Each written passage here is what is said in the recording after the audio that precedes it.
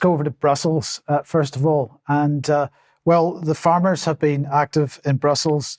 They were campaigning yesterday, lots of tractors in the centre of Brussels. But Viktor Orban, although he didn't succeed in stopping the EU from giving several tens or hundreds of billions to Ukraine, decided that he didn't want to have dinner with his colleagues there and would prefer to go and shake hands with the farmers instead. Nonetheless, as the demonstration moved on, the riot police came out. People started lighting some fires, I guess, for heat, but the riot police came out and decided to throw tear gas and water cannon at the protesters and so on. Well, what can we say about that? It's typical state response to this type of activity, particularly outside an institution like the European Parliament.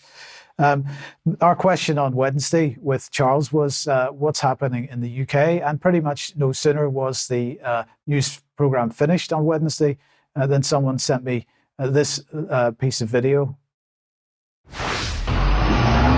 It's official.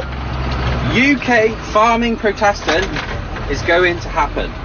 It's only a matter of time and a bit of planning. Many of you will have seen Eden from Lancashire Lamb Boxes has also said the same thing. We're both in contact with the effing farmer. His account is making surprising progress. I'd encourage you all to please keep following in, liking and sharing, because that's where all the information on the UK protesting is going to take place. Now, from our point of view, it's important, vital in fact, that the public are on board with this, because the last thing we want to do is piss off the public. We're trying to work with you guys, so please support us and we can help each other. In addition to this latest news as well, if you're living in Mid Wales, North Wales, even South Wales, anywhere in Wales, West Wales, there's a meeting that's been coordinated by Gareth Wyn Jones and a couple of others happening on Thursday, tomorrow night at 7:30 at Welshpool Livestock Centre. I'd urge all farmers and non-farmers to go. It's an open evening to discuss what we're going to do, what's the way forward. This might be protesting, this might be other things, such as raising awareness. But it's vital that we have a voice on this now, because if we squander this opportunity, there may not be another chance, if you will, to do something about it. So, as we always say, we'll be missed when we're gone, but by then it'll be too late. So please support us, guys, and keep sharing the message. Okay, so that meeting happened last night in Welshpool. So here's a photograph, reasonably good turnout. Well, I think the point here is, of course, these are the guys that are producing our food.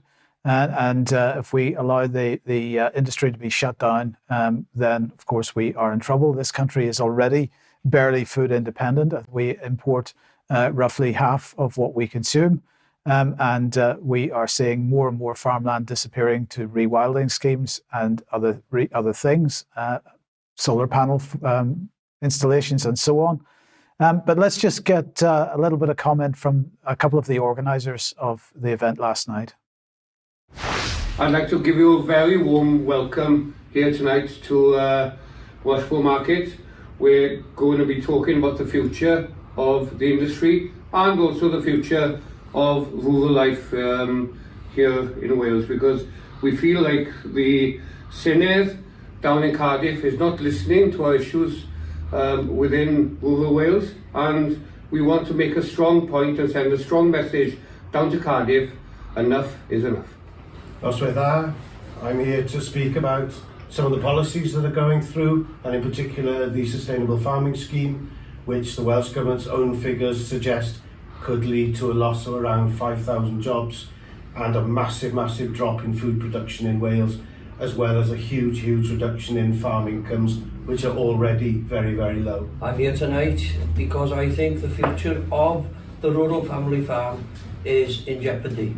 As a family alone, between us we have 4 family farms. 5, my 2 sons, my brother's son and my nephew are farming, and the 5 of them don't actually think there's a future for them no more. And it's our responsibility to look after them, like my father, my grandfather, my great-grandfather, and I hope to God that I'm not the one who lets everything go and we lose it all.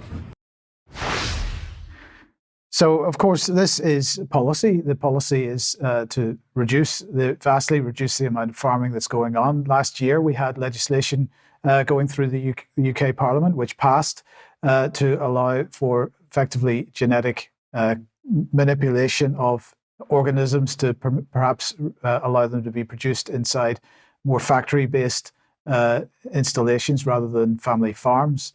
Ben, I don't know if you've got any thoughts on this, but it is increasingly incredible to me that we see policy coming through the UK in the name of net zero, which is going to reduce the amount of food that's able to be produced in this country. At the same time, we're seeing population increase through immigration and for other reasons.